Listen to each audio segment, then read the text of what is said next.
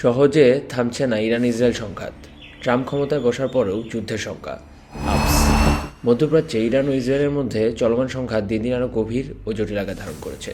সম্প্রতি ইসরায়েলের সিরিয়ায় ইরান সমর্থিত জায়গাগুলোতে একের পর এক বিমান হামলা চালিয়েছে। এরই জবাবে ইরান ইসরায়েলের বিভিন্ন গুরুত্বপূর্ণ স্থাপনায় ক্ষেপণাস্ত্র হামলা চালিয়েছে। পাল্টাপাল্টি এই আক্রমণে উভয় দেশের মধ্যে আবারও উত্তেজনা তীব্র হয়েছে, যা আঞ্চলিক স্থিতিশীলতাকে বিপন্ন করে তুলেছে। লেবাননে ইসরায়েলের সাম্প্রতিক অভিযান ও হিজবুল্লাহর পাল্টা প্রতিরোধ যুদ্ধ পরিস্থিতিকে আরও সংকটময় করে তুলেছে। লেবাননের দক্ষিণাঞ্চলে ইসরায়েলি সামরিক কার্যক্রমে হাজারো মানুষ নিহত ও আহত হয়েছে।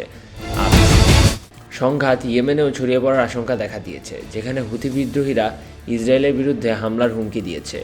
রাজনৈতিক বিশ্লেষকরা মনে করছেন, ইসরায়েলের প্রধানমন্ত্রী বেনিয়ামিন নেতানিয়াহু ও ইরানের ইসলামী প্রজাতন্ত্রের সরকার উভয়ই নিজেদের রাজনৈতিক ও কৌশলগত অবস্থান শক্তিশালী করতে এই সংঘাতে জড়িয়ে পড়েছে। ফলে দ্রুত সমাধানের কোনো লক্ষণও দেখা যাচ্ছে না। জাতিসংঘ মহাসচিব অ্যান্টোনিও গুতেরেস সংঘাত বন্ধে জরুরি অস্ত্রবিরতির আহ্বান জানিয়েছেন। তিনি বলেছেন, এই উত্তেজনা মধ্যপ্রাচ্যের স্থিতিশীলতাকে বিপন্ন করছে এবং বিশ্বব্যাপী নিরাপত্তার জন্য হুমকি হয়ে দাঁড়িয়েছে। তবে উভয় পক্ষের অনড় অবস্থানের কারণে স্থায়ী শান্তি প্রতিষ্ঠা আপাতত অনিশ্চিত বলে ধারণা করা হচ্ছে। যুদ্ধের ফলাফল শুধু ইরান বা ইসরায়েলের মধ্যেই সীমাবদ্ধ থাকবে না, বরং পুরো মধ্যপ্রাচ্যের ভূরাজনৈতিক স্থিতিশীলতার উপর দীর্ঘমেয়াদী প্রভাব ফেলবে বলে আশঙ্কা করা হচ্ছে।